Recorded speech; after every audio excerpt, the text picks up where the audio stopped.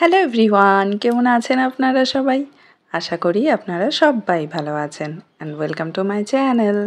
আজকে আমি আপনাদের সাথে শেয়ার করব একদম সুপার সফট আর স্পঞ্জি ভ্যানিলা স্পঞ্জ কেকের রেসিপি, যেটা বানানো কিন্তু খুবই সহজ। শুধুমাত্র একটা ডিম দিয়ে আজকে আমি ভ্যানিলা স্পঞ্জ কেকের রেসিপিটা আপনাদের সাথে শেয়ার করব। তো যারা প্রথমবার ট্রাই করতে চাচ্ছেন কেক বানানো বা আগেও কেক বানিয়েছেন ঠিকঠাক হয়নি, তাদের জন্য কিন্তু আজকের রেসিপিটা একদম পারফেক্ট। আজকের রেসিপি ঠিকঠাকভাবে ফলো করলে আপনারা কিন্তু একদম সফট আর স্পঞ্জি এই ভ্যানিলা কেকটা তৈরি করে নিতে পারবেন। না লাগবে ওভেন, না ইলেকট্রিক বিটার, না কোনো মেজারিং কাপ। ঘরে থাকা সামান্য কিছু উপকরণ দিয়ে আজকের এই রেসিপিটা আপনাদের সাথে শেয়ার করব। আশা করছি ভালো লাগবে। আর যদি ভালো লাগে তো অবশ্যই লাইক আর শেয়ার করবেন। আর আমার চ্যানেলে যদি আপনারা নতুন এসে থাকেন, চ্যানেলটাকে সাবস্ক্রাইব করে পাশের বেল আইকনটি প্রেস করে দেবেন, যাতে আমার ভিডিও নোটিফিকেশন সবার আগে আপনার কাছে পৌঁছয়। তাহলে চলুন আর দেরি না করে ঝটপট বানিয়ে নিই এই দারুণ স্বাদের ভ্যানিলা স্পঞ্জ কেক। তো প্রথমে একটা মিক্সিং বলে আমি নিয়ে নিচ্ছি একটা ডিম। আর এই একটা ডিম দিয়ে কিন্তু দারুণ সফট আর স্পঞ্জি ভ্যানিলা কেক তৈরি হয়ে যাবে। ডিমটা কিন্তু রুম টেম্পারেচারে আছে। ফ্রিজে যদি ডিম থাকে আধ ঘন্টা আগে বের করে রেখে দেবেন। এই ডিমের মধ্যে আমি দিয়ে দেবো হাফ কাপ চিনি। তো এখানে আমি একটা চায়ের কাপে মেপে সব কিছু ইউজ করব। আর আপনারা চাইলে কোনো চায়ের কাপ বা বাটি ঠিক করে নেবেন, সেটাতে করেই সব কিছু মেপে নিতে পারবেন। কোনো রকম মেজারিং কাপের দরকার পড়বে না। তো হাফ কাপ চিনির থেকে আমি অর্ধেকটা চিনি এখানে দিয়ে দিলাম। এখন ডিমের সাথে এই চিনিটাকে আমাদের একটা হ্যান্ড উইক্স দিয়ে খুব ভালো করে কিন্তু ফেটিয়ে নিতে হবে। তো কেক বানানোর জন্য কিন্তু মেন জিনিসটা হলো এই ফ্যাটানো। যতটা ভালো করে ফ্যাটাবেন, যতটা ভালো করে উইস্ক করবেন, ততটাই সফট আর স্পঞ্জি কিন্তু কেকটা তৈরি হবে।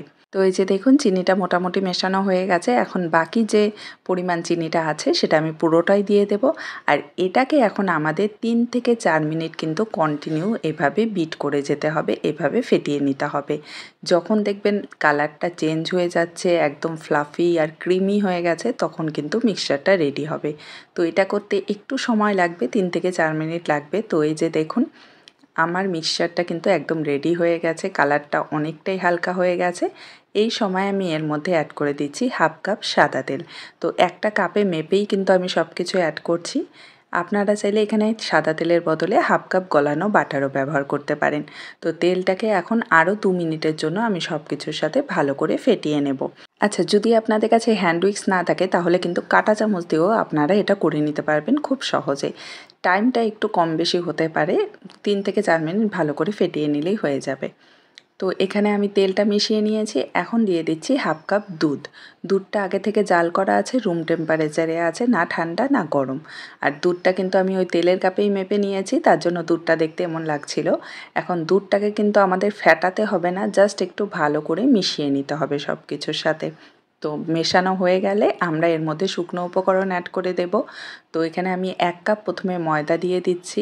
আর এখন কিন্তু পুরো কাজটাই আমাদের একদম হালকা হাতে করতে হবে, কোনো রকম জোর দেওয়া যাবে না, প্রেশার দেওয়া যাবে না।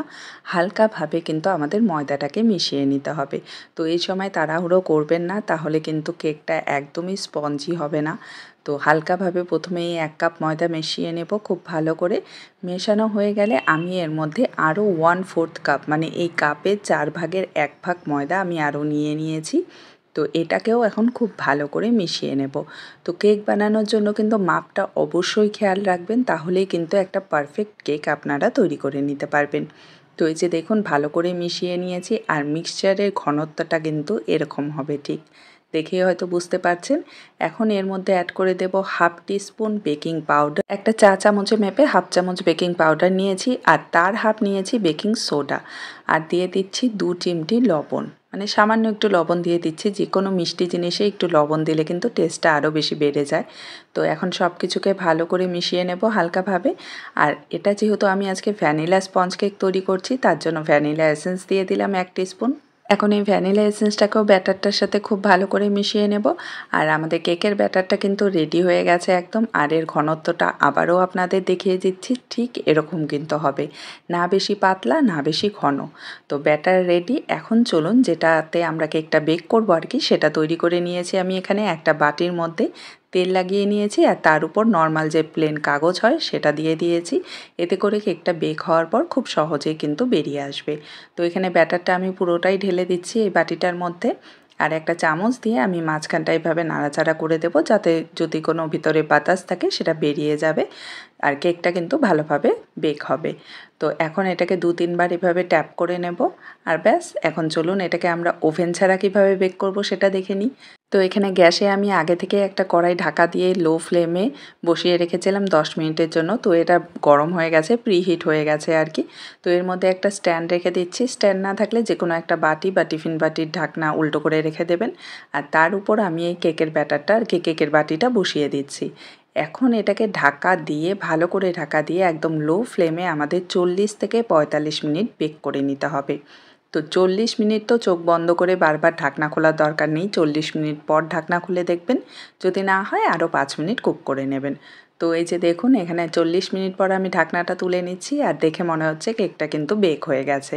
তাও আমি একটা চাকু দিয়ে এটা চেক করে নিচ্ছি যে ঠিকঠাক বেক হয়েছে কিনা। তো এই যে দেখুন একদম ক্লিন বেরিয়েছে চাকুটা। কেক কিন্তু একদম ভালোভাবে আর কি বেক হয়ে গেছে। তো এখন কেকটাকে ঠান্ডা করে নেব, তারপর আপনাদের দেখাচ্ছি। আর এখানে আমি কেকটা ঠান্ডা করে নিয়েছি আর এটাকে এখন বের করে নিতে হবে। তার জন্য একটা চাকু দিয়ে আমি সাইডগুলোকে ছাড়িয়ে নিচ্ছি এভাবে গোল করে ঘুরিয়ে। আর এর উপর একটা প্লেট রেখে জাস্ট উল্টে দেবেন আর 2-3 বার এভাবে ট্যাপ করে নেবেন। তাহলেই দেখবেন কেকটা কিন্তু খুব সহজে বেরিয়ে আসবে।